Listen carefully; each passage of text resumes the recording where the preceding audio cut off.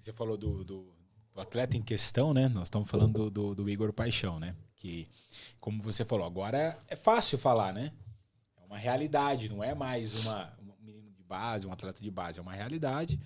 Foi a maior venda do Curitiba, né? Então é um atleta que entrou na mídia nacional, houve outras situações de negócio, oportunidades, mas voltando em toda essa história aí, né, do Igor, o Igor veio de Macapá para fazer avaliação, e ele não veio fazer avaliação no Curitiba, ele veio descendo, e ele foi sendo reprovado, Flamengo, e foi, né, até quando ele fez avaliação no Flamengo, ele não foi aprovado, porque tinha um cara na posição dele que foi aprovado, Vinícius Júnior.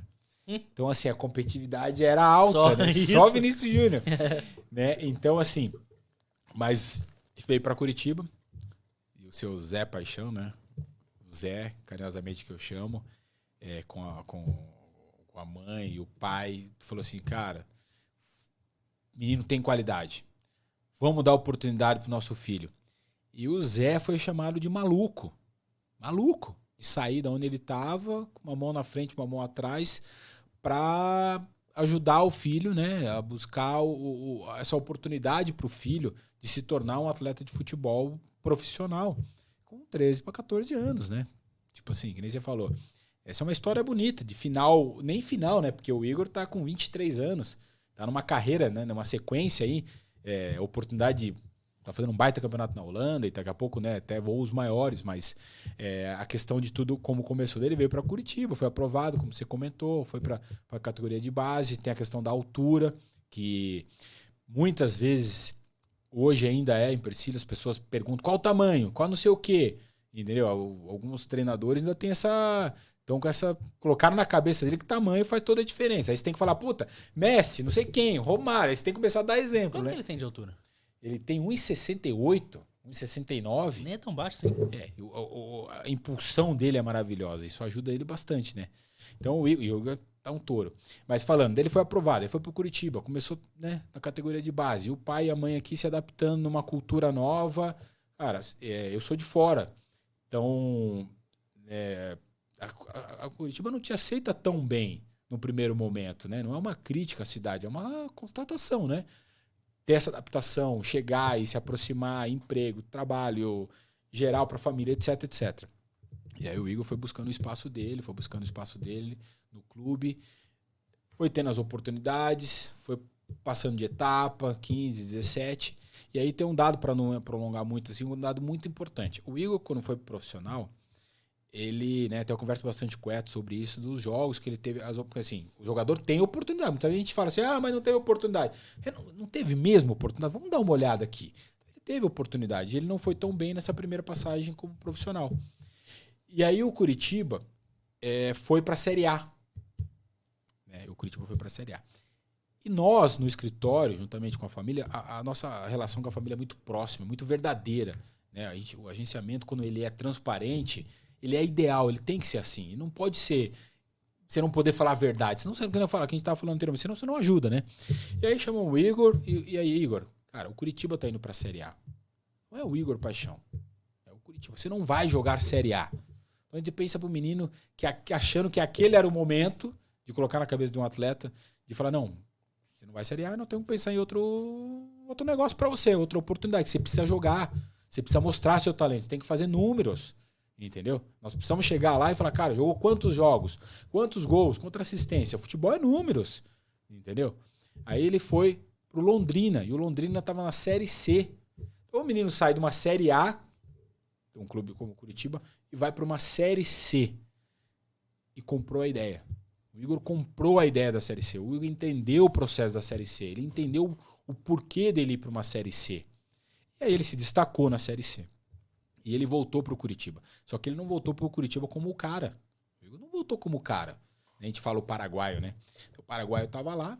E aí começou a ver ele. Falou, quem que é? Não, tal. Deixa mais uma semana. Porque a gente já tava com alguns empréstimos já andando ali. Algumas pessoas, né? Perguntando dele para fazer uma sequência de empréstimo. Então deixa mais um tempo. Aí deixou o estadual. Cara, foi bem no estadual. Arrebentou. Série B, foi bem na Série B. Série A, foi bem na Série A. E aí foi vendido pro Feyenoord, foi a negociação. Só que assim, eu tô resumindo, né, Vini? Pra gente não, né, ficar aqui o dia inteiro falando, mas assim, pros pais, atletas e quem estiver nos ouvindo, acompanhando e assistindo, entender, cara, teve toda uma programação ali, todo um processo para as coisas acontecer. Primeiro uma loucura, onde o pai saiu, nem você falou, puta, tu sairia do seu estado, da sua zona de conforto para vivenciar e correr todo esse risco? Um menino com uma criança no colo, né? O Fernando Diniz falou esses dias numa entrevista, o processo tá errado, o sistema tá errado. Uma criança de 11 anos, 12 anos sair de casa, tá certo? Cara, uma criança, 11 anos de idade. Né? Tem pessoas que não deixam a criança descer do prédio para ir sozinho na padaria. E você vai deixar seu filho com 11 anos de idade ir para uma outra cidade? Morar com uma mãe que... ele tá com uma pessoa que cuida. Quem que é essa pessoa? Você não conhece. Ela tá com outro filho, um outro sonho, mais 11 lá. Então o processo está errado de sair. Aí o Zé acreditou, veio para Curitiba, cara, vivenciou, sofreu muito, adaptação, cultura, todo o processo. Curitiba não foi 100% mil maravilhas nunca pro Igor. Depois ele foi conquistando o espaço dele. E na época da pandemia, o treinador falou, o Igor, cara, né? Óbvio, tudo ajuda, né? A cabeça do menino é uma cabeça boa, a cabeça do pai, da mãe, né? De apoiar a família, de apoiar o atleta, na condição de atleta, agora a gente tá falando, né? O Igor tava indo, ele ia trabalhar, né? Treinar de ônibus. Ele ia de ônibus, cara. E já era um atleta profissional do Curitiba. Aí se encontravam no terminal do Portão, lá outro jogador pegava, levava ele, e já com um contrato profissional. Aí o treinador falou, não, pô, tá louco? Ele não tinha habilitação, né? Você é jogador do Curitiba, dá um jeito de comprar um carro, entendeu? Então assim, também ele é fora da curva em algumas, né, algumas questões, né? E que tudo isso ajuda no processo. Então não cai por acaso, não caiu à toa. Né? E agora ele no Feyenoord, inclusive eu tô indo para lá amanhã, eu e o Eto vamos ficar 2 semanas lá, porque o clube tá para ser campeão holandês. Coisa linda, né? Coisa linda, vamos pegar 2 jogos, importante pro menino, o pai tá lá, a família. Mas a só ida dele também, a gente só imagina o sucesso, né?